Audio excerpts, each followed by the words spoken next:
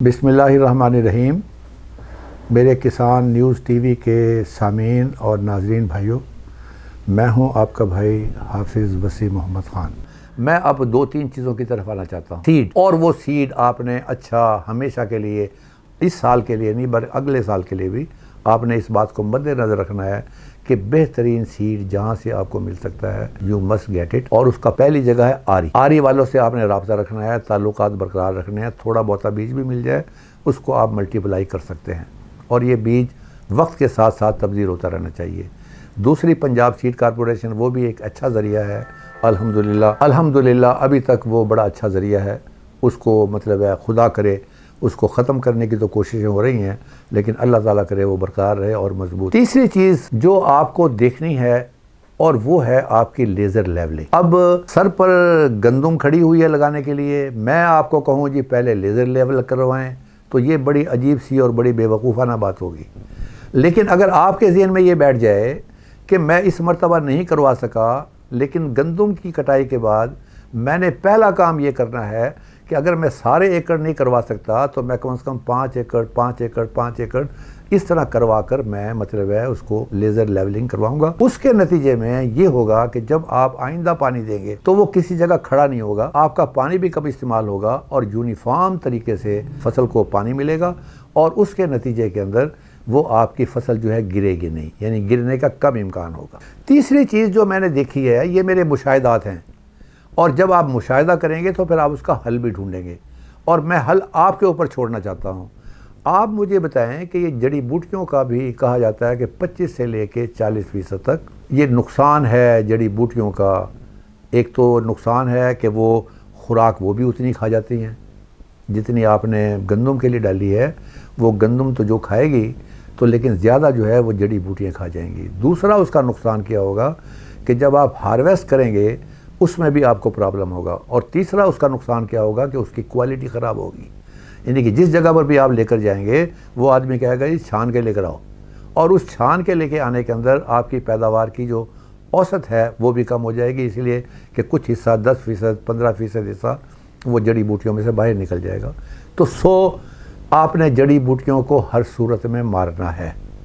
अब इन जड़ी बूटियों की जो कैफियत है, यहाँ मैंने क्या देखी है, मैं आपसे पूछता हूँ कि पहला पानी 30 से 35 या 25 से 35 के दिन के दरमियान पहला पानी देते हैं। और जो रिकमेंडेशन है वो रिकमेंडेशन हर्बिसाइड की, जड़ी बूटियों के मारने वाली दवाएं पूरे पाकिस्तान में मिन हैसुल कौम वो बताई जाती है कि पहला पानी देने के बाद वतर के अंदर आपने इस दवाई को इस्तेमाल करना है।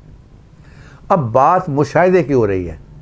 आपने नोट किया होगा कि उस 35 दिन के बाद जब आप फसल को आप स्प्रे करते हैं हर्बिसाइड को, वीडीसाइड को, तो आपने देखा होगा कि 10-15 दिन तक वो फसलें तमाम पूरे पाकिस्तान में जहाँ जहाँ वो हर्बिसाइड इस्तेमाल हुई होती है वो फसल पीली हो जाती है, और फिर आहिस्ता आहिस्ता आप यूरिया डालते हैं और आहिस्ता आहिस्ता उसका रंग फिर दोबारा नॉर्मल आ जाता है। मेरा सवाल आपके सोचने के लिए है कि एक आदमी जिसका रंग पीला हो रहा हो, जहाँ से वो गुज़र रहा हो, हर आदमी कहेगा तैनू की बीमारी है भाई, हर आदमी ये कहेगा तैनू बीमारी की है। तो ये असल वो स्ट्रेस है हर्बिसाइड का कि 30 दिन की फसल के बाद आपने हर्बिसाइड डाली, उसने जड़ी बूटियों को ख़त्म कर दिया, लेकिन एट द सेम टाइम उसने आपकी असल फसल को भी उसने दावा लगाया। अब उस दावे के अंदर जो आपकी पैदावार कम होगी उसका आप अंदाज़ा करिएगा कि आपका अपना बच्चा बिल्कुल ठीक ठाक है, 2-3 दिन बुखार हुआ है, वो बुखार होने के बाद जब वो स्कूल में जाएगा तो वो स्कूल वाले भी उसका ख्याल रखेंगे और आप भी ख्याल रखेंगे उसका। इसका मतलब ये है कि आप उतनी पैदावार नहीं ले सकते जो दावे के बगैर ले सकते हैं। लिहाजा दुनिया के अंदर इसका असूल और है, और वो जो मैं इस्तेमाल करता रहा हूँ, और वो है pre emergence herbicide. Pre emergence herbicide का मकसद ये है कि आज आपने फसल लगाई और आज ही आपने उसके ऊपर स्प्रे कर दिया, कोई चीज़ नज़र नहीं आ रही, ना जड़ी बूटी नज़र आ रही है ना गंदम नज़र आ रही है, आज ही आपने स्प्रे कर दिया। अब होगा क्या कि उस हर्बिसाइड ने जहाँ जहाँ बीज पड़ा हुआ होगा, जहाँ जहाँ किसी भी जड़ी बूटी का बीज पड़ा होगा, उसके इर्द गिर्द जो है वो एक फिल्म बना लेगी। वो बीज जर्मिनेट तो करेगा, लेकिन जर्मिनेशन के बाद वो वहीं मर जाएगा। अब ये असल खूबी है इस हर्बिसाइड के नतीजे के अंदर, जो आपकी जो फसल होगी वो बिल्कुल साफ़ सुथरी होगी और वो बिल्कुल उसके ऊपर जो है वो किसी किस्म का आगे दबाव नहीं होगा, उस फसल ने आगे बढ़ना ही है। जब आप चलते हुए घोड़े को कहीं रोकेंगे तो उसके बाद दोबारा रफ्तार पे आना जो है वो मुश्किल है। और बेसिक फ़िलासफ़ी ये है कि जो भी कुछ आपने स्ट्रेस देना है वो इब्तिदा में दे दें और बाद में ना दें, ताकि बाद में फिर सिर्फ घोड़ा दौड़ता ही रहे। तो यही असल इसकी फ़िलासफ़ी है। और जो इस वक्त मार्केट में मौजूद हैं और आप तजर्बा करके देख सकते हैं, एक सिटॉम्प है पेंडिमेथिलीन इसको, और एक आइसोप्रोट्रॉन है जिसको एरिलॉन भी कहते हैं। इन दोनों की दी हुई डोज को आप मिलाएं और आप उसका स्प्रे करें, और इंशाअल्लाह ताला नतीजे के अंदर आपको जो 7, 8, 10 दिन के बाद जो फसल नज़र आएगी वो गंदम के अलावा कोई और चीज़ नज़र नहीं आएगी। अब वो जो 35 दिन के बाद धक्का मिलता है आप उससे बच गए। ये जो आप खुराक खिला रहे हैं, ये खुराक अपनी जो पैदावार आपने देनी है, जो आपने फसल को उठाना है, इस खुराक को वो पूरी तरीके से इस्तेमाल करें। सेकेंड चीज़ जो है वो एक लेज़र लेवलर हो गया, फिर आपने सीड की सिलेक्शन कर ली, फिर आपने हर्बिसाइड का कर लिया। अब उसके बाद जो आएगा वो आएगा आपको लॉजिंग का अटैक। अब लॉजिंग जो है वो मैंने कभी ज़मीन को, लॉजिंग जो है अगर 2-4 बूटे नीचे गिर जाएं तो वो इस बात की अलामत है कि आपकी पैदावार अच्छी होने वाली है। इसलिए कि हमेशा घोड़े से कौन गिरता है? घोड़े से वही गिरता है जो घोड़े पे सवार हो। जो घुटनों के बल चल रहा हो वो कभी नहीं गिरेगा। ये अगर 2-4 बूटे नीचे गिर गए हैं तो ये असल आपके लिए खुशखबरी है कि आपकी पैदावार इंशाअल्लाह ताला अच्छी होने वाली है। लेकिन अगर सारी फसल गिर रही हो तो इसका मतलब ये है कि सारा किया कराया जो है वो आपका फू में जा रहा है। अब इसके बाद जो आपकी प्लांटिंग है और ये जो आपकी लॉजिंग है, उसको रोकने का मैंने एक ही तरीका देखा है, और वो तरीका ये देखा है कि ये जो आप ज़िम्मेदार पुराओ दब के वाओ ते रज के खाओ, ये जो 30 साल पहले और 40 साल पहले महकमा ज़राअत वाले रोड पर लगाते थे, वो किधर समुद्र में फेंक दिया उन्होंने इस नारे को, किधर चला गया, अब कोई नज़र नहीं आता। इसलिए कि लेटेस्ट टेक्नोलॉजी के मुताबिक डायरेक्ट ड्रिल, जिसे आप ज़ीरो टिलेज कहते हैं, कि बग़ैर ज़मीन को वाए हुए आपने उसके अंदर फसल लगा दी जो ही वतर में आई।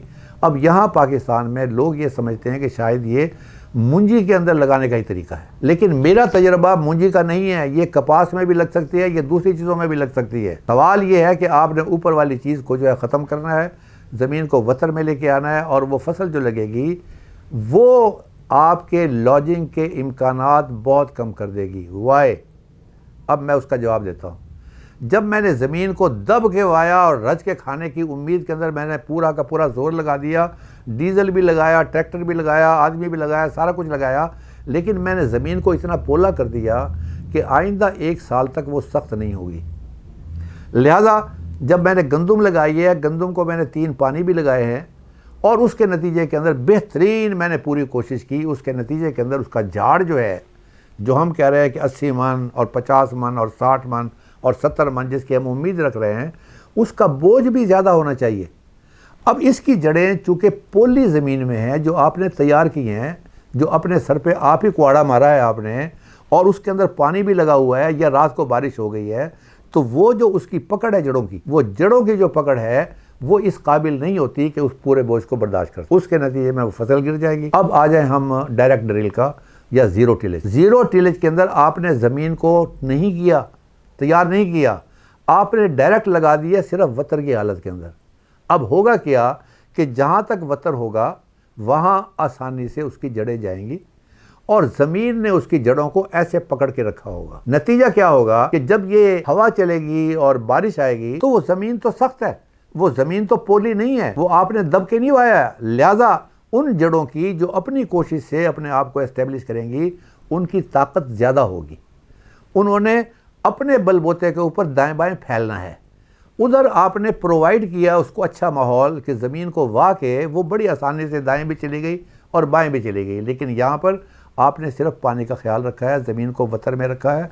उसके नतीजे के अंदर पानी की तलाश में ये जो जड़ें हैं ये दाएं बाएं भागती रही हैं, और उन्होंने अपना गुच्छा इतना मजबूत बना लिया है कि ऊपर वाला बोझ जो है वो उसको बर्दाश्त कर सके। नतीजा ये है कि यहाँ पर ये लॉज नहीं होगी, तो आपका ये मसला जो है ये आपका हल हो गया। नाउ वी आर कमिंग जो जो बड़ी चीज़ मैं देख रहा हूँ वो मैं देख रहा हूँ रस्ट। और रस्ट की कहानी पहले भी नज़र आती रही है, थोड़ी बहुत ही, कोई 5%, 10%, लेकिन किसी ने सीरियसली नहीं लिया। अब ये आ गया 100% पे, तो लिहाजा आपको सीरियसली लेना पड़ेगा। इसकी बेशुमार दवाइयाँ मार्केट के अंदर मौजूद हैं और उसका तरीका ये है कि आपने 35 से 45 दिन के दरमियान में 35 से 45 दिन के दरमियान में एक आपने स्प्रे करना है। वो जो दवाएं जो अच्छी किसी कंपनी से आप पता कर लें उनकी मार्केट से।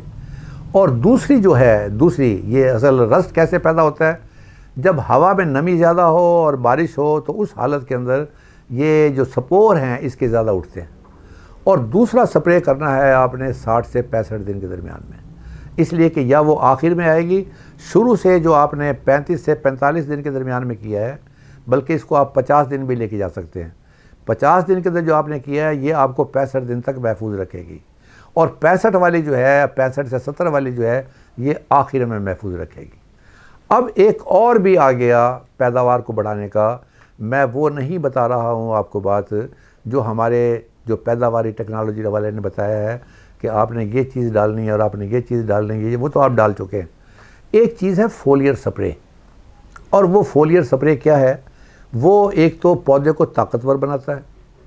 एक पौधे के अंदर किसी चीज़ की कमी रह जाती है, एन की कमी रह जाती है, पी की कमी रह जाती है, पोटाश की कमी रह जाती है, और कुछ माइक्रो एलिमेंट्स हैं जिसमें बोरान है, जिसमें जिंक है, जिसमें आयरन है, ये इस किस्म की कमी रहती है, तो वो मार्केट में मिलते हैं स्प्रे। और उस स्प्रे का नाम है NPK माइक्रो ME। ये आप उसका ये आखिरी दिनों के अंदर, आखिरी दिनों का मतलब ये है कि आपने 50 दिन के बाद ऑनवर्ड। अब आप ज़रा गौर से देखें कि ये पौधा है गंदम का। अब मैं चाकू से 50वें दिन की बात कर रहा हूँ, 50 दिन, 50 डेज ऑफ एज। इसको आप वर्टिकली काटें बड़े प्यार से। जब आप इसको खोलेंगे तो इसमें एक छोटा बच्चा छोटा सिट्टा आपको मिलेगा, उसमें नंबर ऑफ ग्रेन्स मिलेंगे। इसका मतलब ये है कि 50 दिन पहले जो कुछ आप दे चुके हैं ये सेट हो गया है। कितने दाने होंगे ये इसका बिल्कुल सेट हो चुका है। अब आगे 50 दिन के बाद जो आपने काम करना है वो इस सिट्टे की डेवलपमेंट करनी है और इस दाने को मोटा करना है।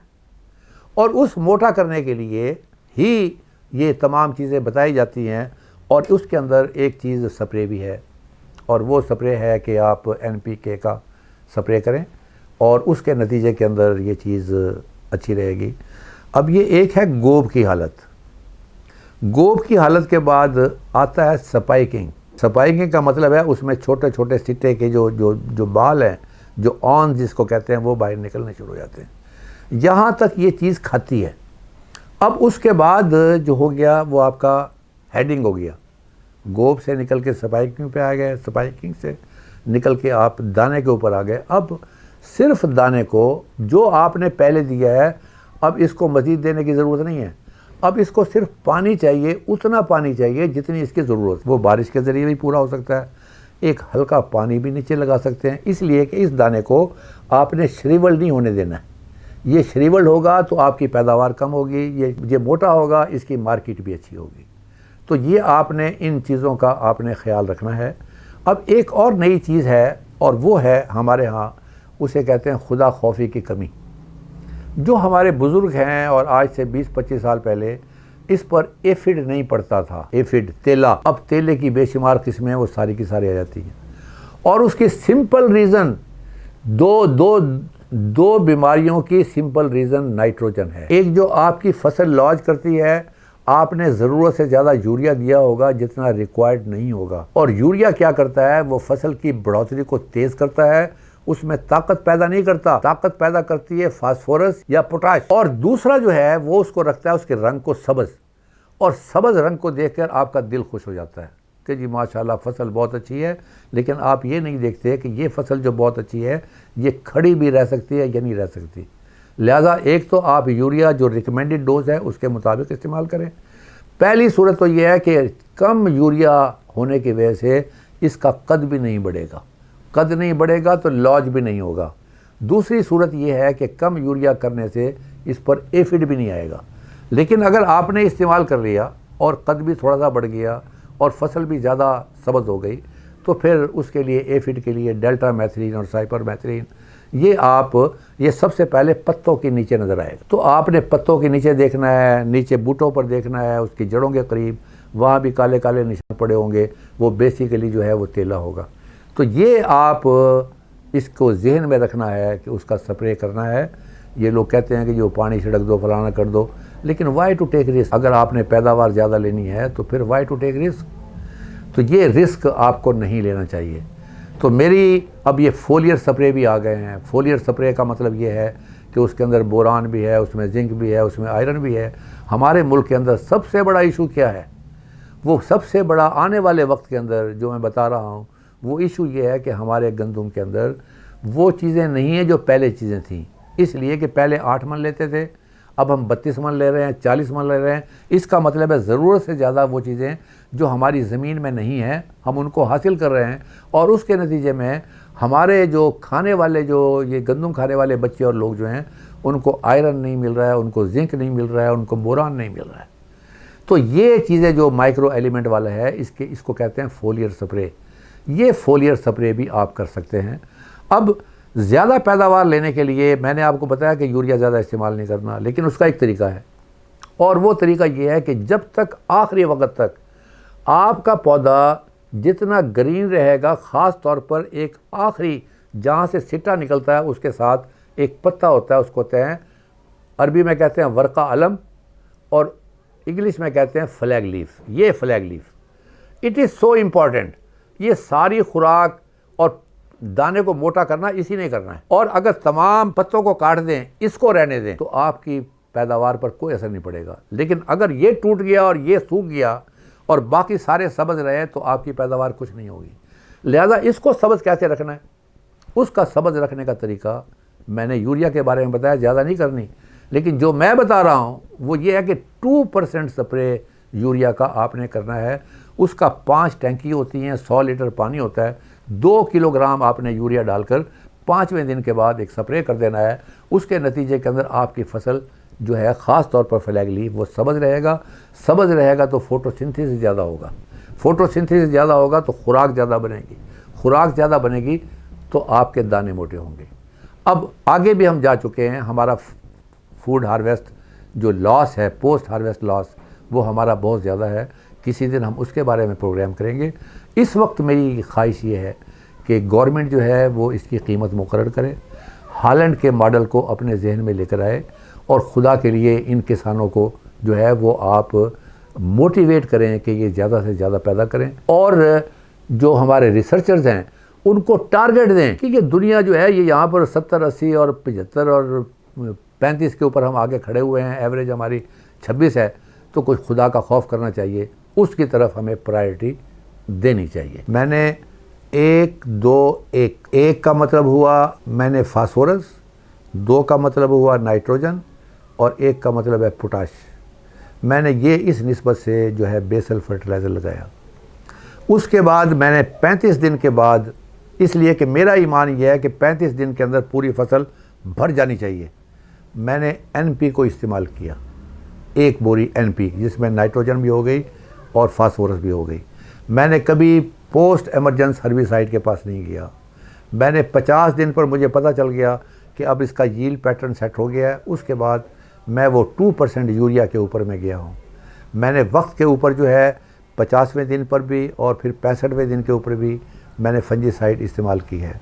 अब बाकी जो है वो आपने ये देखना है कि आपके हालात के मुताबिक जो आपके दाएं बाएं के जो महकमा ज़राअत वाले हैं वो आपको क्या रिकमेंड करते हैं। लेकिन सबसे बड़ी बात यह है कि आप अपनी हर रोज़ फसल को देखें। फसल की बढ़ोतरी आपको खुद बताएगी। उसे कहते हैं हंगर ऑफ क्रॉप प्लांट्स। वो जो प्लांट्स जो हैं वो खुद बताएंगे कि मुझे यूरिया की ज़रूरत है, मुझे फास्फोरस की ज़रूरत है, मुझे फोलियर स्प्रे की ज़रूरत है। वो पत्ते बताएंगे कि इसमें आयरन की कमी है, पत्ते बताएंगे जिंक की कमी है, पत्ते बताएंगे पोटाश की कमी है। इन चीज़ों की जो इल्म है वो आप अपने तजर्बे से हासिल करें और उसके मुताबिक आप इस पर अमल करें। जो बाकी मेरे दोस्तों ने बताया, मेरी कोई उनसे लड़ाई नहीं है, वो बिल्कुल सही बात कर रहे हैं। तो लेकिन आप जो किसान है वो अपने हालात के मुताबिक इसको एडजस्ट कर सकता है। 2% यूरिया का स्प्रे ये एक नॉर्मल चीज़ है, ये आपकी फसल को तरोताज़ा रखेगा और आखिरी वक्त तक। 2% जो मैंने 2 बार या 3 बार इस्तेमाल किया है, उसका मतलब है कि 100 लीटर पानी में आपने 2 किलोग्राम यूरिया डालना है। आप चाहें तो इसके अंदर और चीज़ें जो माइक्रो एलिमेंट्स हैं वो भी डाल सकते हैं, जो बताए हुए तरीके के मुताबिक। और उसके बाद इस 100 लीटर पानी को 5 टंकियाँ इस्तेमाल होती हैं 20 लीटर वाली 1 एकड़ के अंदर। इसका मतलब यह है कि 1 एकड़ के अंदर आपने 5 टंकियों को उस 100 लीटर पानी को, जिसमें 2 किलोग्राम यूरिया घोला हुआ है, आपने उसको ख़त्म कर। ये छोटे किसानों के लिए। बड़ा किसानों वाला अगर ये ज़्यादा पैदावार हासिल करना चाहेगा तो फिर उसको बूम स्प्रे ख़रीदना पड़ेगा और उसके प्रोटोकॉल्स का भी ख्याल करना पड़ेगा। लेकिन चूँकि हम ज़्यादा स्मॉल स्केल फार्मर्स की बात कर रहे हैं, तो स्मॉल स्केल फार्मर्स वाले का तरीका यही है कि वो 100 लीटर पानी के अंदर 2 किलोग्राम यूरिया को घोले और 5 टंकियों को भरे 20 पंजे 100 और उसको सिर्फ 1 एकड़ पर स्प्रे करना है और इंशाअल्लाह ताला आपका भला होगा। तो इंशाअल्लाह ताला इसके बारे में और भी अगर कभी ज़रूरत पेश आई तो वो हम इस प्रोग्राम को लेकर आएंगे। आपने कोई सवाल पूछना हो तो आप सवाल पूछ सकते हैं, तो मुझे बड़ी खुशी होगी। वमा अलैना इल्लल बलागुल मुबीन।